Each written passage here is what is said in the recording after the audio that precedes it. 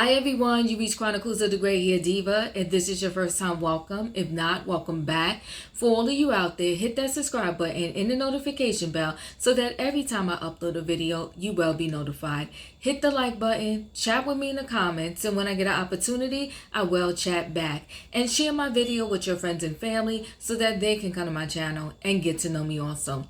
I'm here today with a quick video on Nene Leakes, formerly a Housewives on the Real Housewives of Atlanta, and Kim Zolciak, formerly a Housewives on the Real Housewives of Atlanta, and then she had her own spinoff, Don't Be Tardy, I want to say it was called, and she had Don't Be Tardy, Kim, for several years. I'll say several years, about 7 or 8 years. So it's rumors on the street that both of these ladies are going broke, or maybe possibly are already broke. And see, the word broke is relative to what? Because everybody thinks of that differently. Maybe if you were a millionaire and now you only have a couple of thousand, 100,000 in the bank, you feel like you're broke. There's other people, they feel like they're broke until they get paid again the following week or something like that. So what does it really mean? But I'm going to tell you in a general sense, my thoughts on these two ladies perhaps not having the same amount of money that they used to have, and maybe they're headed towards, not Skid Row maybe 100%, but they're headed towards, I guess they're headed towards, what should I say? They're headed towards maybe living a lifestyle that they're now unaccustomed to because they have been so accustomed to having much more money. So the rumors, I'll start with Nene Leakes. The rumors about her not having money, it started when she started to close a lot of her store swag. Also when she put her $1 million home on the market that she has in Atlanta, and it all really surfaced unfortunately, once her husband Greg has passed. Some people are saying no, it's not that she's broke. The reason why her house is on the market is more because this is the home she shared with, her husband that has transitioned, and it's just not enjoyable for her to live in that home anymore. But that didn't explain why closing all of her swag stores. And the closing of the stores is not, that much of a big deal to me. I think the rumors in the air that not only did she close the store, but former employees are claiming that, they did not get informed that the store was going to close. And in addition to that, they claim they are owed some back wages. So those are the rumors that I heard. But once hearing those rumors about Nene, in terms of the employees, I never heard anything after that of them trying to sue her to get their money, so forth and so on. So I'm going to give you my overall thought on Nene. One, I'll say this. When she was on the Real Housewives of Atlanta, she was getting a pretty hefty salary. And so we'll make up numbers right now for speaking purposes. Let's just put Nene on Real Housewives of Atlanta, $2 million a season, okay? Because those young ladies in their heyday, when Real Housewives of Atlanta was the a reality show to watch, they was killing it and they was making their cash. And I believe that Nene and Candy was some of the top hitters, the top people getting paid on that particular franchise, Atlanta. So we're going to put Nene at $2 million. When she was in her heyday on the Real Housewives of Atlanta making that cash, she had other deals and jobs, that was helping rake in the cash too. So let's just say from all of those other, things that she was doing while she was on the Real Housewives of Atlanta, getting her big $2 million check, let's say those other avenues collectively gave her another $2 million. We're being generous right now. So we'll say that Nene in her heyday might have been making $4 million a year, $2 million from Roa, and another $2 million from all the other stuff that she did. Nene started to open a lot of boutiques, And she named her boutique Swag, okay, or Swags or whatever. So she started to open a lot of boutiques. Here's the thing about what they call brick and mortar, or some people say brick and mortar stores. That means that you have an actual physical location. You are not just doing your stuff online. You have a physical location that, you know, where you, what do you call it? A physical location where you sell your goods, where you sell your merchandise. Well, here's the problem with physical locations. If you don't own the building or the property where you have your physical location, that means you're paying somebody rent. Normally and usually, commercial rent is out of control, even in the most, you know, not so popular area. But when you have a commercial location in a very popular area, like I want to say one of her stores was located in like MGM.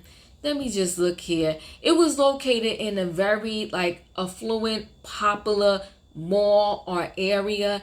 And when you have a commercial property rental in one of those particular areas, at the very bare minimum, you could be paying anywhere from $2,000 to $3,000 a month in rent.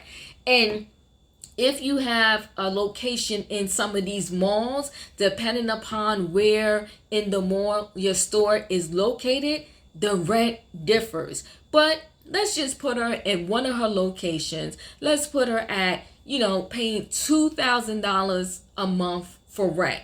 That's just the rent.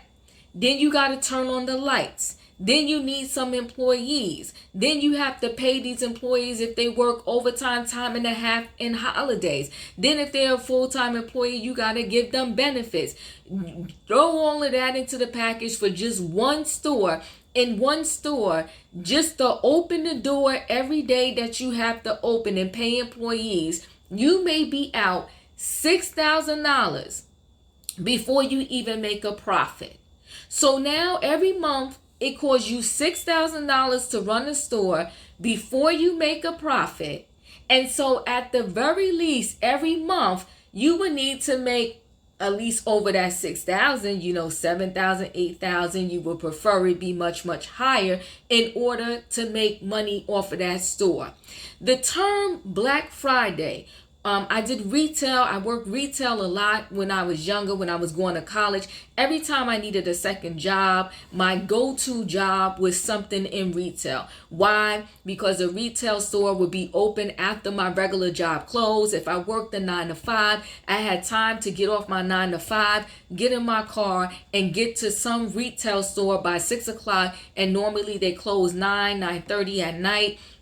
And then I would do extra hours on the weekend. And overall, collectively, it would give me about 20 extra hours a week. And that's where I would get like a little second check from. So that's why I chose retail. So I bring that up to say this. The term Black Friday came from the fact that in retail, most stores, the best of them, operate in the red. That means in a deficit up until Black Friday. And that's why the term Black Friday came into play. Most people after Thanksgiving start their holiday shopping. And when they start their holiday shopping, that is when the stores finally start to see a profit, because people spend a lot of money during the holidays. So imagine how many people can be in business, operate in the red for 10 months almost out of the year, and not until Black Friday they finally turn over and make a profit. Also, people when they shop, they usually are brand loyal. Meaning what? Meaning that if I'm going to look for a pair of jeans, a shirt, some socks or whatever, either I'm going to one of my big stores like a Macy's or whichever big stores in your area, a Boscov's, a Nordstorm's, Saks Fifth Avenue. Usually people go, Bloomingdale's, usually people go to big stores. One, because some of them have a store card. Two, because they get tons of coupons to those stores and everybody loves to feel like they're getting a good deal.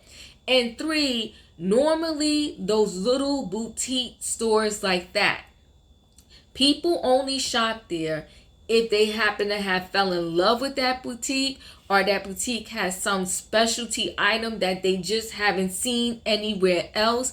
But not too many loyal shoppers shop at those. Why? Because they cannot stand the stringent, the tight return policies. When you have little boutiques like that, they usually most of the time tell you you cannot really return. You can only exchange, and then you got maybe about 7 to 14 days to make that decision on whether or not you're going to return or exchange it. And some of them, if they do take it back, if you waited too long, you will only get a store credit, meaning that you have to come back to that particular store and find something to spend your $50 on, because we're not refunding the $50 to your card. We're not giving you $50 cash back. So that is why not too many people shop at little specialty boutiques like that if they're just your average shopper. Yes, a lot of maybe the rich or the ultra rich, they go to little boutiques, but for the most part, your regular average shopper, they'll go there and it has to be something that they cannot get or they haven't seen or it's at some other store, or the price is so reasonable that they're willing to take the hit if they can't return it, and they don't mind. So I say all that to say this. When Nene was popular in the In Girl, I could see people going to her store just so they can say, I went to Swags owned by Nene Leakes, okay? Outside of that, when she was no longer the In Girl, and especially because I didn't see her promote on a heavy high level her clothes from her boutique on her social media and all that, people were just not that interested. And in addition to that, she got the hit of COVID, and when many people, many big businesses and big stores didn't survive the pandemic. So could you imagine how could her, boutique that is not really connected to a name survive this situation? So that is why I wasn't surprised that her stores closed. So I think it's a sad day because Nene has coined so many phrases that we all love, but it's a sad day when a rich bee, according to her, can possibly be broke. Okay, so she has shut down a lot of stores, and they say that she is still, selling her clothes online. And I will say this, e-commerce online is the better way to go, because if it costs you $10 to make a pair of jeans and you're selling them for $50, you're going to make $40 in profit. If you have a store and you bought a pair of jeans for $10 and you're selling them for $50, you probably may end up seeing $5 of that profit because of the rent and the employees and the amount you had to pay to keep that store open. So that's my thought on Nene and her selling her house. Again, why be in such a big home and your husband that transition is no longer here? You don't have young kids. She can downsize. It will give her some freed up cash. And but the freed up cash, I kind of take that back a little bit, because one, if she didn't pay cash or own the home outright, when she sells it, it's going to have to pay off any outstanding mortgage that she has. And that's probably why she needs it to sell for a certain amount. So at the very least, she can get some cash out of it when the deal is done. So I'm going to keep an eye on the Nene Leakes situation. But do I believe she's totally broke? No, but cannot believe that she doesn't have as much money as she used to have. 100%. Because if you no longer have a job that's giving you a $2 million paycheck, even if you had saved up tons of money in the bank, when you're not keep putting money in the bank and all you're doing is taking out, because now she has a restaurant also and she has to pay, that bill. And I heard a whole lot of, rumors about the restaurant, about people allegedly not getting paid. And it's messy, but I'm going to keep my eye on it. As far as Kim Zolciak and her not having money, believable 100%. And I'm going to tell you why. Initially, when Kim Zolciak's show Don't Be Tardy first came on, I watched it. I mean, I love the way when she was first on Roa, she started out with her 2 girls. She was in her townhouse. She ended up, finding love, getting married, having more children, and then off to her own little world in her spinoff show. I did not like when they did Kim Zolciak's wedding special, Don't Be Tardy for the Wedding. I didn't like the way that she did her mom and dad. I thought it was dreadful. I thought it was disgusting. And pretty much after that, I lost 100% interest in her show. I think she has an absolutely beautiful, amazing family. I think all of those kids that she had, her 2 daughters before she married Croy, and the whole, team she had with Croy, I think they're just a beautiful bunch. But I wasn't interested in her shenanigans. I wasn't interested in her show. And quite frankly, she had a very, very good run, because I think that show lasted about 7 to 8 seasons. Here's the problem though with Kim. Kim is a spender. Kim is used to spending, and then spending some more. She had a humongous house. I'm guessing they're still in that house. Cameras everywhere. She had a chef. I don't know if they had security, but like I said, all they did was spend. And I really don't even think Kim was making that much cash to be spending like that. And I also believe that her husband, Croy, first of all, when we met him on reality TV and when she met him, he wasn't one of the top players in the NFL. And I honestly don't think he ever really got there before he retired. So I don't know what the NFL package is like when they retire. Do they still get money? Do they have some type of pension? But even if they did, it would never be anywhere near enough money to support the lifestyle that Kim is used to having. Kim is also used to, because if you remember when we first got introduced to her, she had was dating Big Papa, who was quote unquote pretty much like her sugar daddy. And I got the feeling that Big Papa had an unlimited bank account. So Kim was used to just, whatever I want. She just spend. But when she married Croy, it was a little different. He didn't have an unlimited bank account. So most of their money came from, her show, Don't Be Tardy. And I think before she even got her check, this is my opinion, for the show, it was already spent. So now that the show has been canceled, I want to say for almost a year now or 2? Where would she be getting a check from? What would she be doing? Of course, like there's no money. And if she didn't, at the very least, pay cash for that house, then they're really screwed, because I'm sure the mortgage is probably disgusting. I'm sure it's really high.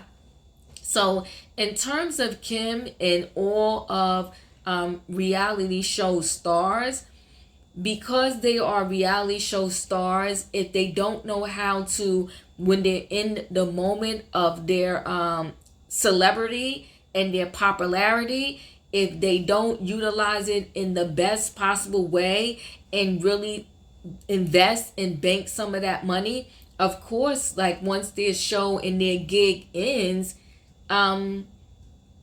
they come across a close chance of becoming broke, because what do they do after that? And Kim never did any, to my knowledge, any acting gigs, any hosting gigs. At least Nene is slightly in a better position because, you know, she did market herself a little better in terms of she was on different shows and stuff while she was doing Roa, so people seemed to call her, because I think recently she was on The Real, or which show she was on, some show she filled, The Talk, she filled in on The Talk, so you know they see her as that. But I think when Nene kind of messed herself up is when she wanted to claim, you know, that Bravo, Andy, and everybody over there was racist, sexist, and whatever else she said.